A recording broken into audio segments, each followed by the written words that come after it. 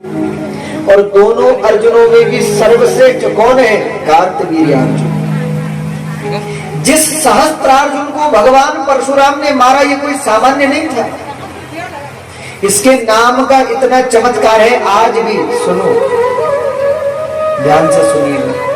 इस सहस्त्रार्जुन के नाम का आज भी इतना चमत्कार है कि अगर आज भी प्रातः काल के समय जो कोई कार्तवीर्यार्जुन इस सहस्त्रार्जुन के नाम का स्मरण करता है, उसकी लक्ष्मी अक्षय हो जाती है।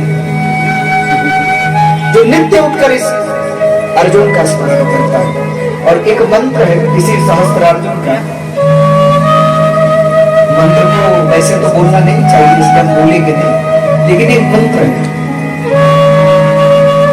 यदि किसी की लक्ष्मी हो गई हो या किसी के पास धन हो, वो लौटा नहीं रहा हो, तो इसी सहस्त्रार्जुन के मंत्र का जप होता है।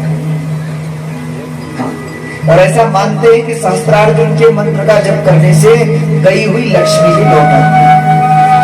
दूसरा, कोई बहुत प्रिय हो, घर का कोई व्यक्ति खो गया है, बहुत ढूंढने पर भी नहीं मिल रहा, तो महाराज पुराने समय के पुराने महात्माओं की पद्धति थी, उसके नाम को एक वस्त्र पर लिखकर रख देते थे और उस पर एक शिला पत्थर रख देते थे, और उस पत्थर पर बैठ करके इसी सहस्त्रार्जुन के मंत्र का जप करते थे।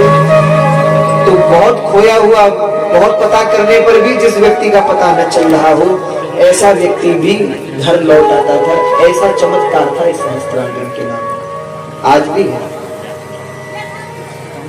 कहते हैं ये सहस्त्रार्जुन का इतना चमत्कार क्यों है, उसके बारे में भी सुनो। सहस्त्रार्जुन ने एक बार अपने मंत्रियों से पूछा, उस समय इसका नाम केवल अर्जुन था।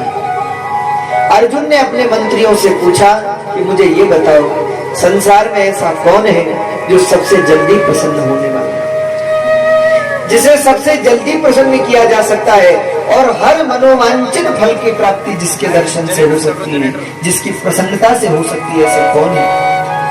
तो मंत्रियों ने कहा, महाराज ऐसे तो कोई अवधूत संत हैं, संत भगवान से भी जल्दी दया दिखाते हैं, भगवान से भी जल्दी प्रसन्न हो जाते हैं, ऐसे तो संत हैं। तो फिर ऐसे संत का पता करो जिस संत की कृपा से कुछ भी दुर्लभ न हो, जो संत कृपा करे तो सब मनोकामनाएं पूर्ण हो, ऐसे संत कौन है?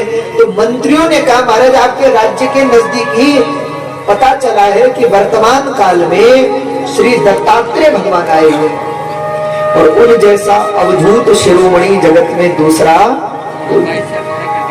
इसलिए आप भगवान दत्त की आराधना करो, उनकी सेवा करो, उनकी शुश्रूषा करो, उनकी सेवा से सब प्राप्त हो। तो अर्जुन ने अपना सारा राज्य मंत्रियों को सौंप दिया कि तब तक तुम सब व्यवस्था संभालो, और अर्जुन स्वयं चल पड़ा, दत्त भगवान के पास रहने लगा, उनकी सेवा करने लगा। अब जब समय बीतने लगा, तो समय बीतते बीतते इस अर्जुन का एक स्वभाव था, बहुत अच्छा सेवा करने वाला, लेकिन इसका एक स्वभाव था, हर 10 मिनट में कहे, महाराज कोई सेवा, यह ऐसा सेवक भी दुर्लभ है। दत्तात्रेय भगवान की सेवा में रहता। दत्तात्रेय भगवान ठहरे, और दूत न कुटिया न झोपड़ी, कुछ नहीं, पेड़ के नीचे पड़े हैं तो पड़े हैं, बैठे हैं तो बैठे हैं, ध्यान कर रहे हैं तो फिर कई दिन तक ध्यान नहीं है। लेकिन ये बार बार क्या करता, दत्त भगवान के पास ही बैठा रहता, और हर 10 मिनट में पूछता, महाराज कोई सेवा? दत्त भगवान कहते कुछ नहीं, आंख बंद कर लेते, तो थोड़ी देर बाद फिर कहता, महाराज कोई सेवा? दत्त भगवान कहते नहीं नहीं भैया कोई सेवा नहीं होगी, बता देंगे। थोड़ी देर फिर बैठता, फिर 10 मिनट बाद कहता, महाराज कोई सेवा? दत्त भगवान उससे परेशान हो,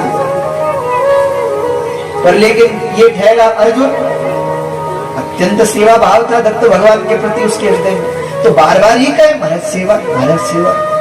तो दत्त भगवान को बड़ा क्रोध आया, और दत्त भगवान ने कहा, मूर्ख, बार बार सेवा सेवा सेवा सेवा कहता है, जा मैं तुझे श्राप देता हूं, तेरी दोनों भुजाएं नष्ट हो जाए। तो दोनों भुजाएं अकड़ गई, किसी काम खराब हो दोनों भुजाएं, और दत्तात्रेय भगवान फिर ध्यान में बैठ गए। लेकिन ये ठहरा अर्जुन, 10 मिनट बाद फिर बोला, महाराज कोई सेवा?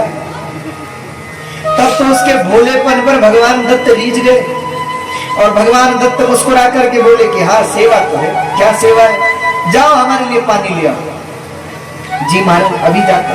अब हाथ तो काम कर नहीं रहे, दत्त भगवान ने श्राप दिया, भुजा खराब हो गई, अब सेवा करे कैसे, पानी लाए कैसे? तो सबसे पहले ये अर्जुन पहुंचा कहां? एक कुम्हार के पास। कुम्हार के पास गया, कुम्हार से बोला भैया मुझे 2 घड़े चाहिए और 2 घड़े मुझे दे दो। उसने कहा दे देंगे, थोड़ी देर बैठो। बोले नहीं नहीं बैठने का समय नहीं, गुरुजी मांग रहे हैं। कुम्हार ने कहा भैया भी रुक जाओ, थोड़ी देर में देंगे। तो कहते अर्जुन इतना बड़ा सेवक था। देखो ये है सेवा भाव, सेवा में समर्पण। जगत में मैंने देखा है गुरुजनों की कृपा उसी को प्राप्त होती है जिसके अंदर समर्पण होता है। सेवा समर्पण, सेवा समर्पण जो काम कर देते हैं, मैंने देखा बड़े से बड़े भजन और साधन से भी वो बात नहीं बनती जो सेवा से और समर्पण से बनती। धन्य है अर्जुन, इसने क्या किया? उस कुम्हार के पैरों में अपना सिर रख दिया। बोले मैं तेरे चरणों में अपना सिर रखता हूं भैया, तो मुझे 2 घड़े दे। अब जब कुम्हार ने ये देखा तो ध्यान से देखा कि ये है कौन। अब उसने पहचान लिया ये तो अर्जुन है, राजा है। और देखो जब सेवक बनते हैं ना तो राजापना छोड़ना पड़ता है। तो ये सोचे कि मैं ये हूं मैं वो हूं और तब सेवा करूं, तब सेवा नहीं होती। सेवा कब होगी? जब खुद को मिटा दो। सेवा के लिए तो सेवक बनना पड़ता है, राजा बनकर के सेवा नहीं होती। अर्जुन ने कुम्हार के चरणों में सिर रखा। मैं तेरे चरणों में सिर रखता हूं भैया, मैं गुरु जी को इंतजार नहीं करा सकता, तो जैसे तैसे ऐसा कर 2 घड़े दे दे। बोले महाराज घड़े तो दे दूं, ले जाओगे कैसे आपके हाथ? तो बोले ऐसा कर दोनों घड़ों पर रस्सी बांध दे और मेरे गले में डाल दे। तो दोनों घड़ों के मुख पर कुम्हार ने रस्सी बांध दी और ऐसे गले में डाल दी। अब ये गया नदी में और नदी में गले से पानी भर के लाया उनसे। जब गले गले तक पानी आ गया होगा तो घड़े भर गए। फिर घड़े वैसे ही लेकर के आया, दत्त भगवान के पास पहुंचा और दत्त भगवान के चरणों में वो दोनों घड़े रख दिए, हाथ जोड़े, प्रणाम किया, कहा गुरुदेव ये लीजिए। कहते हैं दत्त भगवान ने एक घड़े से हाथ और चरण धोए और एक घड़ा पानी पी गए, प्रसन्न हो गए। देखो महात्मा तो ऐसे ही होते हैं, प्रसन्न हो गए, रीझ गए अर्जुन पर। बोले मांग तुझे क्या चाहिए, मैं तुझ पे अत्यंत प्रसन्न हूँ। तेरी 2 भुजाएं नष्ट हुई कोई बात नहीं, जा आज से मैं तुझे 1000 भुजाओं का बल प्रदान करता हूँ और आज से तेरा नाम होगा सहस्त्रार्जुन, सहस्त्र भुजाओं वाला। और बता और क्या चाहिए? अर्जुन ने कहा महाराज कोई ऐसी शक्ति मुझे दीजिए जो तीनों लोकों में किसी के पास न हो। दत्तात्रेय भगवान ने कहा अर्जुन जा मैं तुझे अपनी अचिंत्य शक्ति देता हूं। ये शक्ति किसी देव ऋषि यक्ष किन्नर नाग गंधर्व बड़े से बड़े सिद्धों के पास भी नहीं है। ये अचिंत्य शक्ति मैं तुझे प्रदान करता हूं। इसका फल क्या था? कहते अचिंत्य शक्ति का अर्थ था उस शक्ति वाला व्यक्ति जो चिंतन करता था वो हो जाता था। अचिंत्य शक्ति में मारी और सहस्त्रार्जुन ने दत्त भगवान को प्रणाम किया, राज्य में लौट आए। तो इसके पास अचिंत्य शक्ति थी, ऐसा सामर्थ्य था कि जब लोग धरती पे यज्ञ करते थे और यज्ञ में आहुति देते थे और कहते थे ओम इंद्राय नमः स्वाहा, आपने इंद्र को आहुति दी, तो जब तक वो आहुति इंद्र को मिलेगी तो ये बीच से ही उस आहुति को ले लेता, यानी उस आहुति से होने वाली जो शक्ति था देवताओं तक पहुंचने ही नहीं देता था, बीच में ही ले लेता था। ऐसी शक्ति थी। तीनों लोकों में इसकी गति थी, देवता भी इसको वंदन करते थे। अरे कहां तक कहूं, ये जो रावण है ना जिसको राम जी ने मारा, एक बार रावण नर्मदा जी के किनारे सायं संध्योपासन कर रहा था, संध्या कर रहा था, और ये सहस्त्रार्जुन नर्मदा जी में अपनी पत्नियों के सहित स्नान कर रहा था। तब स्नान करते करते खेल ही खेल में सहस्त्रार्जुन ने संपूर्ण नर्मदा जी को रोक लिया, अपनी भुजाओं का बांध कर। कहते हैं जब पूर्ण नर्मदा जी को रोक लिया तो नर्मदा जी जैसे ही रुकी तो जल उल्टा बहने लगा, ऊपर की ओर बहने लगा। कहते हैं जल जैसे ही ऊपर की ओर जाने लगा तो रावण वही किनारे पर बैठकर संध्योपासन कर रहा था, तो नर्मदा जी का जल बढ़ने लगा, क्योंकि जल रोक लिया सहस्त्रार्जुन जी। तो रावण का पंचपात्र आसन, फूल माला आसन सब बह गया। रावण को बड़ा क्रोध आया, कौन है जिसने ऐसा दुस्साहस किया है? देखने आया तो सहस्त्रार्जुन को देखा, अब रावण भी बड़ा बलवान था महाराज। तो रावण ने क्रुद्ध होकर कहा, मूर्ख, जानता नहीं है मैं लंका अधिपति रावण हूं, यहाँ ध्यान कर रहा हूं, नर्मदा जी को क्यों रोका है? तुझे अपनी भुजाओं पर इतना ही बल है, इतना गर्व है, इतना अभिमान है, तो आ हमसे युद्ध कर, ऐसा रावण ने कहा। अब जो ऐसा कहा तो सहस्त्रार्जुन ने रावण की बात सुनी भी नहीं। अब तो रावण और क्रुद्ध हो गया। रावण ने कहा, मूर्ख, तुझे मेरी बात सुनाई नहीं देती? अरे बल है तो मुझसे युद्ध कर, जल क्या रोकता है? कहते तब सहस्त्रार्जुन ने एक ही भुजा से रावण को पकड़ लिया और खुद स्नान करता रहा, रावण को पकड़े। और जब स्नान करके घर आया तो रावण को बंदी बना करके घर लाया, और बंदी बना करके घर लाया, वहां तक भी ठीक था, दरवाजे पे बांध दिया। अब रावण के 10 सिर है ना, तो एक एक सिर पर एक एक दिया रख दिया, दिए का स्टैंड बना दिया महाराज रावण। दरवाजे पर बांधकर उसके एक एक सिर पे एक एक दिया जला दिया, और बड़ा आनंदित हो गया। बच्चों को दिखाया, देखो 10 सिर वाला व्यक्ति कभी देखा, कभी नहीं देखा। बच्चे हंसे। बाद में विश्रवा जी और पुलस्त्य जी आए और तब इसके यहाँ से रावण को ले गए। ऐसा बलवान सहस्त्रार्जुन। आज भी जो कोई सुबह उठ करके इस कार्तवीर्य अर्जुन का नाम लेता है, इसका स्मरण करता है, उसकी नष्ट हुई लक्ष्मी भी वापस उसे प्राप्त होती है। इतना चमत्कार। इतने मेहमान तो हमारे घर आ जाते तो हमारी व्यवस्था गड़बड़ा जाती, पर आपने इतनों को 56 भोग कैसे, आपके पास कौन सी सिद्धि है? तो सहस्त्रार्जुन की बात सुनकर जमदग्नि ने कहा, मेरे पास कोई और सिद्धि नहीं है, हमारी गौ माता है, यही हमारी परम सिद्धि है। गौ माता की कृपा, ये कामधेनु है। सहस्त्रार्जुन ठहरा राजा, और राजा बुद्धि जागृत हो गई।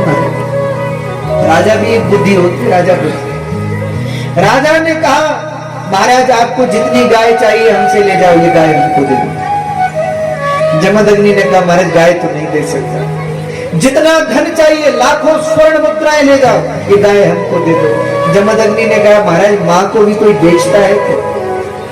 कैसे बेच दे गाय? अब आज के कोई होते तो, आज तो बिक ही रही है गाय।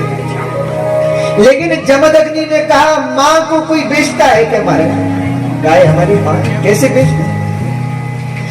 कहते सहस्त्रार्जुन की बुद्धि बिगड़ी और रजोगुण जागृत हुआ। सहस्त्रार्जुन ने कहा, बहुत हो गया, बहुत विनती कर ली इस ऋषि से, सुनता नहीं हमारी। सैनिकों जाओ, गाय को छीन लो।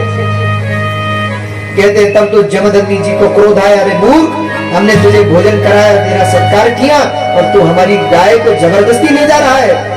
कहते हैं तब जमदग्नि जब रोकने को आगे बढ़े तो सहस्त्रार्जुन के अंदर तमोगुण और जाग गया, और सहस्त्रार्जुन ने अपने तलवार से जमदग्नि जी का सिर काटकर अलग हो गया। कहते हैं जमदग्नि जी का सिर कटकर अलग हो गया। मां रेणुका विलाप करने लगे। सहस्त्रार्जुन गाय लेकर चला गया। भगवान परशुराम जंगल से लौटे, अपने पिता के कटे हुए मस्तक को देखा और अपनी मां को विलाप करते हुए देखा। प्रतिज्ञा कर ली, मां तूने जितनी बार मुझे पुकारा है,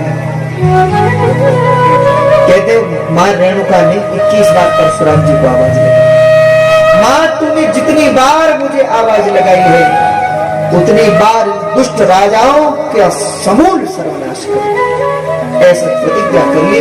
और तब परशुराम जी जंगल को चले। जंगल में भगवान शंकर की आराधना की और वो परसा प्राप्त किया। उनका नाम भी पहले राम ही था, पर शंकर जी के द्वारा उन्हें परशु प्राप्त हुआ, परसा प्राप्त हुआ, इसीलिए उनका नाम परशुराम पड़ गया। बोले श्री परशुराम जी महाराज की। कहते हैं तब अकेले परशुराम जी ने कार्तवीर्यार्जुन की 1000 भुजाओं का छेदन कर दिया, हजारों भुजाओं को काट डाला, सपरिवार सर्वनाश कर दिया, कोई बचा नहीं। कार्तवीर्यार्जुन सब। देखो लोग कहते हैं कि परशुराम जी ने 21 बार धरती को क्षत्रियों से खाली कर दिया। अगर ये बात सत्य होती तो फिर धरती पर जो अब क्षत्रिय है वो कहां से आए? अरे है या धरती पर अगर पहली ही बार क्षत्रिय समाप्त कर दिए थे तो फिर दूसरी बार क्षत्रिय कहां से आए? 21 बार कैसे किया? परशुराम जी ने क्षत्रियों का सर्वनाश नहीं किया। परशुराम जी ने जो दुष्ट क्षत्रिय थे, जो दुष्ट राजा थे, जो प्रजा का शोषण करते थे, प्रजा को पीड़ित करते थे, ऋषि मुनियों को कष्ट देते थे, उन दुष्ट राजाओं का सर्वनाश परशुराम जी। नहीं तो राजाओं में तो दशरथ जी भी आते हैं, राजाओं में तो जनक जी भी आते हैं, लेकिन उनका परशुराम जी ने कुछ अहित नहीं किया।